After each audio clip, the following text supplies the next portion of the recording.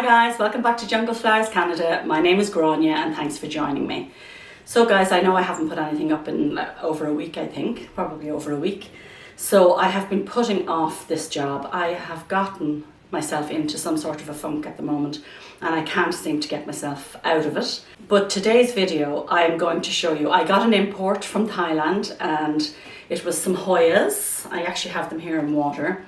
And I actually got multiples, so I think I got 12 of each of these. So this is a sigillatus, and this, I think this is Nicholsonii. I have to look it up. Oh, there's some leaves falling off it.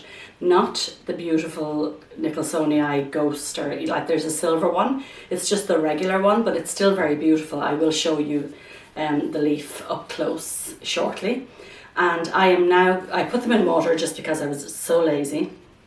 And I also got, this is, oh gosh, I'm thinking it's probably a euphorbia, and it's called Silver Dragon, no, Green Dragon, and it's really, really cute. There we go. Isn't it so cute? And very unusual looking. I have been eyeing this up for probably 3 years, so I finally decided I'd buy it.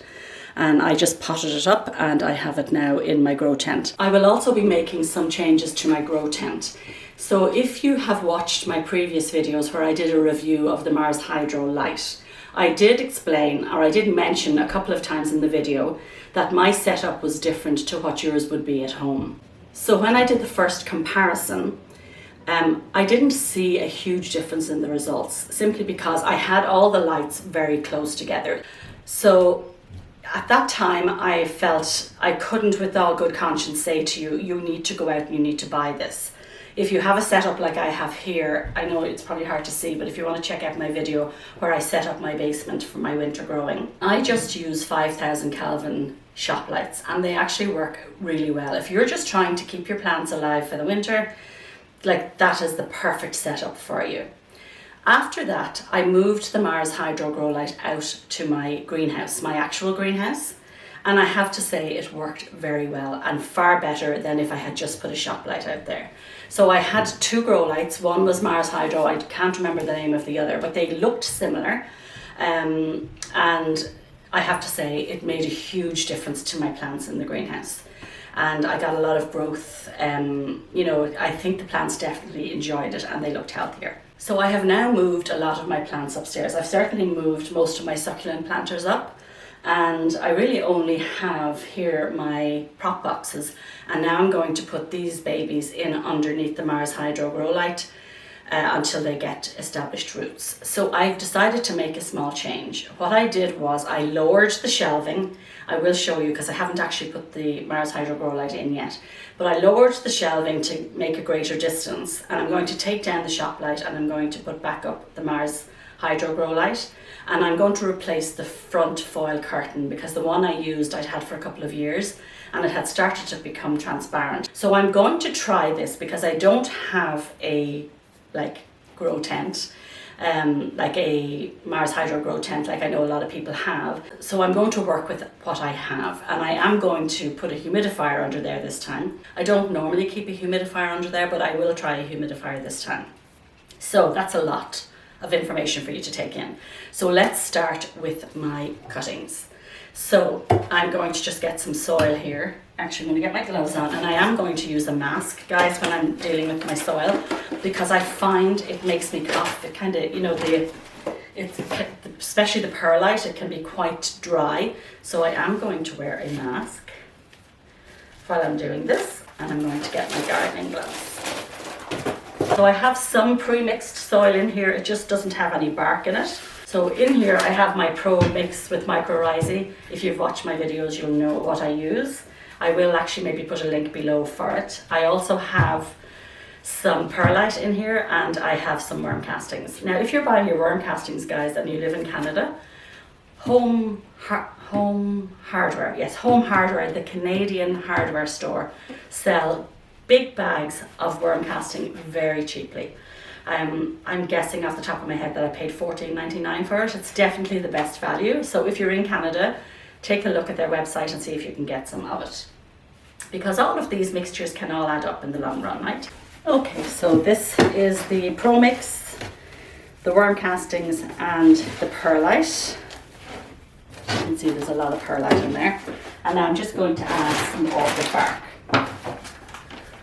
I did try ordering orchid bark from a pet store because I believe it's cheaper if you get it from a pet store. And I ordered it online. They called me to say they didn't have it in, but they'd call me when it came back in. They actually never did. So I just picked this up at my local garden centre. Oh, it's actually lovely and chunky. Can you see it? Oh, I just dropped some. That's very chunky. So now let's mix all this through. I'm going to put Pro Mix rooting hormone on every plant. And what I will tell you to do is, guys, put some into your lid. You don't want to dip your plant directly into your container. Just in case there's some disease there, you don't want to contaminate it. I had to take the mask off. Oh, it was so hot. So let's have a look at what we have here. So this is the Nicholsonii, which I'm actually going to take over to you now and show you the leaf. It's actually really beautiful. Can you see the leaf there? Isn't it gorgeous? It has some beautiful veining on it. Now I'll show you the roots. Left a lot to be desired. Can you see? I find Hoya's root very well in soil. They're actually, well, like most plants will root in soil given the right conditions, but I do find I have a lot of luck with Hoya's. So let's start. So I'm just going to take my little pot. I'm going to put some soil on the bottom. Okay, and then take my cutting. I'm going to dip it in the rooting hormone. Got a nice bit of the rooting hormone on there. Into the little pot. Now some of the, I can see one leaf here that's going to fall off. And that can be expected when you're importing plants. So now let's, you know what, I've got to a stage where I can't see with my glasses or without my glasses. I think I need a new prescription. Okay, so let's give that a bit of support. These won't be disturbed. Now they'll go in under the grow tent and they won't be disturbed for a while. So once they take root, they should steady up a bit better than that. So there's that leaf, it fell off. So I purchased these from Asian Plant Export. Well, actually, there were some plants again missing from my last order. So he owed me a few plants. So what I did was I just added to the order. And I decided I would get some of these. Now the reason I decided to get 12 of them is because I want to trade. You know, like there's lots of Hoya lovers in the area and I love to trade. I think it's just great. And to be honest with you, rather than going through the whole list and picking all different Hoyas, this time I decided I would just try this method. I just get 12 of each of these. And I will keep obviously some for myself and then I will trade the rest. Now, I did order 2 others that didn't come. I did order them after the fact, and but I will be ordering again, so I will get those 2 added in with my next order. I can't remember what they were. I'll put them up on the screen. Yeah, I think like these leaves, when you see the leaves starting to get pale like this, you know there's a good chance that you're going to lose them. And there's absolutely 0 roots on this cutting. There's always an odd casualty. And, well, I guess it doesn't have to even be importing. You know, we can buy a plant that doesn't make it. I did buy some perennials. I got some from Vandermeer Nurseries and I also got some beautiful ones from Superstore of all places, the Superstore Garden Centre. They had some really pretty plants there as well. So I hit both places the other day and I'm starting now. Oh, there, see, that just popped off. Shame, but anyway, they'll come back. In due time, they'll all come back. I hope anyway. Now we have our Sigillatus. Can you see it there? I just think it's so unusual. I love the leaves of it. So I want to make a big plant for myself. So once these are rooted up, I will put maybe 4 cuttings into a bigger pot so that I get a fuller plant. Now I need some more rooting hormone. Oh, a bit heavy-handed there. And yeah, we'll start with our sigillatus. So again, my pot, dip in my hormone. So here I have my watering can of water, and again, I know I've shown you this before, but just the tiniest drop of Super Thrive. And like literally a drop. There we go. So just a little drop. Let's mix it about. Okay guys, so here is my homemade grow tent, and you'll see I took the front curtain off.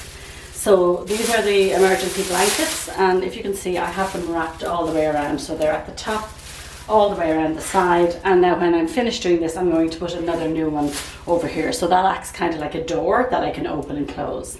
So first off, I'm going to take out my 5000 Kelvin shop light.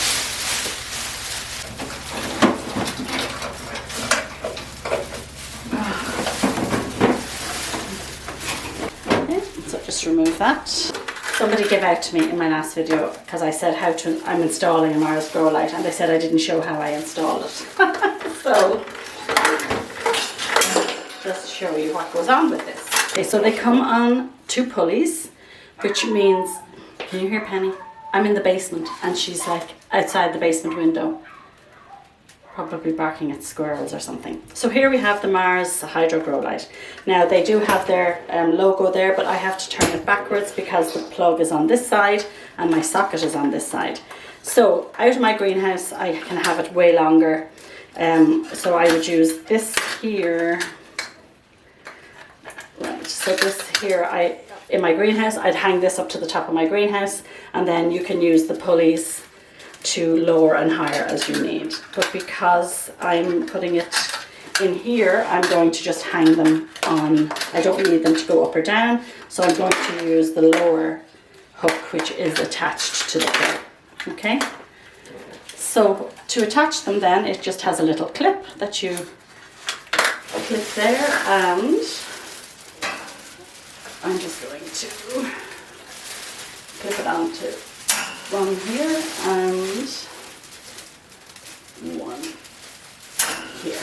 Because I'm in the basement, I use these lights at night time just for energy saving. So now we have our Mars Hydro in. We're going to get our cutting. So I have a humidifier in here. I will come down at night and turn that on. So this is the emergency blanket. This one I actually had from last year, and they were $2.50. So I'm going to stick that up here now, and this will act as a door.